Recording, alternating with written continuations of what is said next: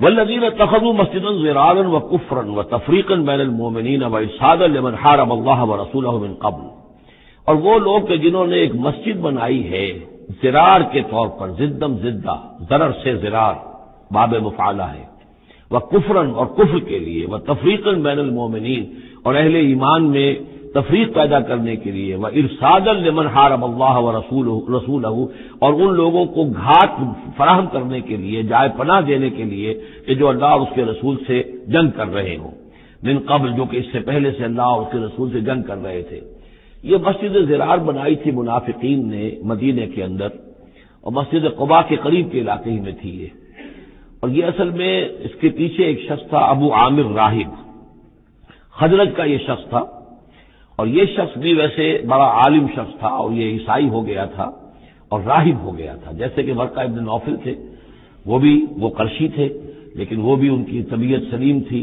عقل سلیم اور فطرت سلیمہ کی روشنی میں انہوں نے بھی اس وقت پھر بت پرستی چھوڑ کر اور عیسائیت اختیار کر لی تھی۔ کان یکتب التوراۃ بالعبرانیہ، اور اتنے بڑے عالم تھے کہ تورات عبرانی زبان میں لکھا کرتے تھے۔ تو اس حوالے سے اسی طرح کی ایک پیرلل شخصیت یہ ہے، ابو عامر خزرج کے تھے یہ، لیکن یہ شخص جو ہے راہب بنا، لیکن اس کو معاملہ برعکس ہوا۔ ورقہ ابن نوفل نے تو حضور کی تصدیق کی جب حضرت خدیجہ رضی اللہ تعالی عنہا لے کر گئی ہیں حضور کو، ان کا کہ یہ وہی ناموس ہے جو موسیٰ اور عیسیٰ پر آیا تھا، اور اللہ کرے کہ میں اس وقت تک زندہ رہوں جب کہ آپ کی قوم آپ کو یہاں سے نکال دے گی۔ تو حضور حیران ہوئے، اب مخرجیہم، کیا یہ لوگ مجھے یہاں سے نکال دیں گے؟ تو ان کا کہ ہاں یہ معاملہ ایسا ہی ہے جس کے ساتھ بھی ہوا ہے، پھر اس کی قوم نے اس کے ساتھ دشمنی کی ہے۔ تو برعکس رویہ یہ تھا اس کا ابو عامر خزرجی کا کہ یہ جو ہے حضور کا شدید ترین دشمن ہو گیا۔ بدر کی شکست جب ہو گئی کفار کو، تو پھر یہ مکے ہی میں جا کر آباد ہو گیا، اور وہاں یہ سازش کرتا رہا، اور جو فوج جو ابو سفیان لے کر آئے احد میں، اس کے پیچھے بھی اس کی سازش کار فرما تھی، اور احد میں ساتھ آیا مشرکین کے، اور وہاں آ کر اس نے مسلمانوں کے جب لشکر آمنے سامنے ہوئے تھے دامن احد میں، تو اس نے باہر نکل کر تقریر کی تھی انصار مدینہ پر، جو بھی اثرات اس کے تھے، قدیم کے نیک آدمی تھا، عالم آدمی تھا، زاہد آدمی تھا، راہب تھا، تو اس حوالے سے اس نے چاہا تھا کہ انصار کو برگشتہ کریں محمد رسول اللہ صلی اللہ علیہ وسلم سے کہ وہ علیحدہ ہو جائیں، لیکن اس کی کوئی چال چلی نہیں تھی، کامیاب نہیں ہو پائی تھی۔ پھر یہ کہ اس کے بعد جب حنین کی بھی جنگ ہو چکی، اور پھر تھک ہار کر جب اسے معلوم ہوا جزیرہ نمائے عرب میں تو میرے لیے کوئی جگہ نہیں ہے، تو پھر وہ شام چلا گیا تھا۔ شام میں مقیم رہ کر اس کا سلسلہ جنبانی جاری تھا مدینے کے منافقین کے ساتھ، اور وہاں سے اس نے انہیں حکم دیا کہ ایک مسجد بناؤ، ہو ذرا مدینے سے باہر، تاکہ جو بھی ہمارے سازشی عناصر ہیں وہ وہاں جمع ہو سکیں۔ یہ آپ کہیں گے مسجد ہے، یہ تو مسجد میں نماز پڑھنے کے لیے جمع ہوتے ہیں،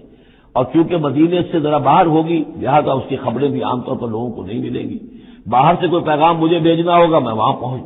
پہنچا دوں گا۔ تو نام اس کا مسجد رکھا گیا، اصل میں وہ فتنے کا ایک مرکز تھا جو تعبیر کیا گیا۔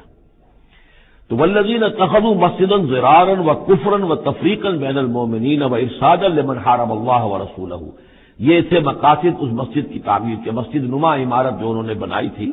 کہ وہ اصل میں مسلمانوں کو نقصان پہنچانے کے لیے، کفر کی تقویت کے لیے، اہل ایمان میں تفریق پیدا کرنے کے لیے، اور جو بھی اللہ اور اس کے رسول کے دشمن ہیں ان کو ایک جائے پناہ اور ان کے لیے ایک گھات کی جگہ کہ وہ وہاں جا کر آ کر بیٹھے، جی مسافر ہیں مسجد کے اندر ٹھہرے ہوئے ہیں، ان کے اوپر کوئی جو ہے کوئی تعارض ان سے نہ کرے۔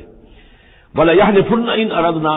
إِلَّا الْحُسْنَى، اور عن قریب وہ قسمیں کھا کھا کر کہیں گے کہ نہیں نہیں حضور، ہماری کوئی بری نیت نہیں تھی، کوئی ارادہ نہیں تھا، بلکہ یہ کہ ہم نے تو نیکی کا ارادہ کیا تھا، اصل میں دوسری مسجد ہم سے دور پڑتی تھی، کچھ جماعتیں ہماری کچھ نمازیں رہ جاتی تھی جماعت سے، ہم نے کہا کہ ہم ایک مسجد اور بنا لیں تاکہ ہماری تمام جو نمازیں ہیں باجماعت ادا ہو جائیں۔ واللہ یشہد انہم لکاذبون، اللہ گواہی دیتا ہے کہ یہ جھوٹے ہیں۔ لا تقم فیہ، انہوں نے آ کے حضور سے درخواست کی، ایک دفعہ حضور آپ تشریف لے چلیے، آپ کے آنے سے وہاں بڑی برکت ہو جائے گی، تو آپ مسجد جو ہے ہماری اس کو بھی یہ سعادت نصیب ہو جائے کہ آپ قدم رنجہ فرمائیں وہاں، لیکن اللہ تعالیٰ نے بروقت روک دیا۔ لا تقم فیہ ابدا، اے نبی آپ اس مسجد میں کبھی کھڑے نہ ہو۔ نہ مسجد اسست علی التقوی من اول یوم، یقیناً وہ مسجد جو پہلے دن ہی سے تقوی پر تعمیر کی گئی، مسجد قباء قریب ہی تھی، اور یہ وہ مسجد ہے کہ جو سب سے پہلے تعمیر ہوئی ہے اور اس کی بنیاد تقوی پر تھی۔ حضور جب ہجرت کا سفر اختیار کر کے آئے تھے مدینے پہنچے تو وہاں پہلا پڑاؤ تھا، مدینے سے 3 میل باہر، اس پڑاؤ کی جگہ پر یہ وہ مسجد قباء ہے۔ تو مسجد اسس علی التقوی من اول یوم، پہلے دن سے جو مسجد جو ہے تقوی پر جس کی بنیاد رکھی گئی، احق ان تقوم فیہ، وہ زیادہ حقدار ہے، مستحق ہے اس کی کہ آپ اس میں کھڑے ہوں، اس میں نماز پڑھیں۔ فیہ رجال یحبون ان یتطہروا، اس میں وہ لوگ ہیں کہ جن کو بڑی پسند ہے یہ بات کہ وہ بہت پاک رہیں، بہت پاک رہیں۔ واللہ یحب المطہرین، اور اللہ تعالیٰ کو ایسے لوگ بہت پسند ہیں کہ جو بہت زیادہ پاکی کو پسند کرتے ہوں۔ ان سے پوچھا گیا پھر مسجد قباء والے مسلمانوں سے کہ آپ لوگوں کی وہ کون سا وصف ہے آپ کا جس کی وجہ سے اللہ تعالیٰ نے اتنی مدح فرمائی ہے کہ یہ بڑے متطہرین ہیں، مطہرین، اور اللہ ان کو پسند کرتا ہے؟ تو انہوں نے فرمایا کہ ہم قضاء حاجت کے بعد ڈھیلے بھی استعمال کرتے ہیں اور پھر پانی سے بھی طہارت کرتے ہیں۔ تو یہ دونوں طریقے سے وہ اپنا استنجا جو ہے وہ پوری طریقے سے کرتے تھے، اسی کو سمجھا گیا ہے کہ اللہ تعالیٰ نے اس کی تعریف فرمائی ہے۔ فیہ رجال یحبون ان یتطہروا واللہ یحب المطہرین افمن اسس بنیانہ علی تقوی من اللہ ورضوان، تو کیا بھلا وہ کہ جس نے اپنی بنیاد رکھی ہو اپنی عمارت کی تقوی پر اللہ کی طرف سے اور اس کی رضا پر، وہ بہتر ہے ام من اسس بنیانہ، یا وہ کہ جس نے اپنی تعبیر کی بنیاد رکھی ہے علی شفا جرف ہار، ایک ایسی کھائی کے کنارے پر جس کا کنارہ گرا چاہتا ہے، فنہارا بہی فی نار جہنم، تو پھر وہ اس کو لے کر گر گیا نار جہنم میں۔ یعنی یہ کہ انسان تعبیر کرتا ہے تو کچھ جگہ دیکھتا ہے، فرض کیجئے کوئی ایسی جگہ ہے کہ نیچے سے کھوکھلی ہے، آپ نے دیکھا ہوگا بعض جگہ دریاؤں کے کناروں کے اوپر کہ نیچے سے لیکن اوپر کنارہ چلا آ رہا ہے، اب اس کنارے کے اوپر جو ہے جس کے نیچے سپورٹ نہیں ہے کوئی تعمیر کرے گا تو تعمیر کہاں جائے گی؟ وہ تو ظاہر بات ہے کہ وہ دریا میں گر جائے گی۔ تو اصل میں یہ جو تدبیریں ہوتی ہیں منافقین کی، ان کی مثال ایسے ہے کہ جہنم کے کنارے کے اوپر یہ خشکی ہے، اس کا کنارہ باہر نکلا ہوا ہے، اس پر یہ اپنی تعمیر کر رہے ہیں، ظاہر بات ہے کہ وہ کنارہ بھی ڈھہ جائے گا اور ان کو اور ان کی تعمیر کو لے کر جہنم میں جا گرے گا۔ واللہ لا یہدی القوم الظالمین، اور اللہ تعالیٰ ایسے ظالم لوگوں کو راہیاب نہیں کرتا۔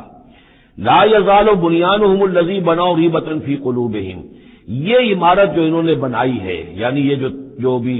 منافقت کی عمارت انہوں نے تعمیر کی ہے، تانا بانا بنا ہے، یہ عمارت جو انہوں نے بنائی ہے اب رہے گی ان کے دلوں میں، شکوک و شبہات پیدا کیے رکھے گی، الا ان تقطع قلوبہم، الا یہ کہ ان کے دل کے ٹکڑے کر دیے جائیں۔ اس کو یوں سمجھیے کہ اگر فرض کیجئے کسی کے جسم میں کینسر بہت پھیل گیا ہو تو ظاہر بات ہے آپریشن نہیں ہو سکتا، کیا کریں گے آپ؟ پورے جسم کے ٹکڑے کر دیں گے، وہ تو اس ٹیشو میں بھی ہے، اس ٹیشو میں بھی ہے، اس ٹیشو میں بھی ہے، وہاں بھی پہنچ گیا، یہاں بھی پہنچ گیا ہے، اب ممکن نہیں۔ تو اسی طریقے سے ان کے دلوں کے اندر اس کی جڑیں اتنی گہری جا چکی ہے منافقت کی کہ ان کے دلوں سے منافقت کی جڑیں نکل ہی نہیں سکتی، الا یہ کہ دل کے ٹکڑے ٹکڑے کر دیے جائیں، دل ریشہ ریشہ کر دیا جائے تو آپ جڑیں نکال لیں، ورنہ اس کے بغیر ممکن نہیں ہے، یعنی اس درجے راسخ ہو چکے ہیں۔ لا یزال بنیانہم الذی بنوا ریبۃ فی قلوبہم الا ان تقطع قلوبہم واللہ علیم حکیم، اللہ تعالی علیم اور حکیم ہے۔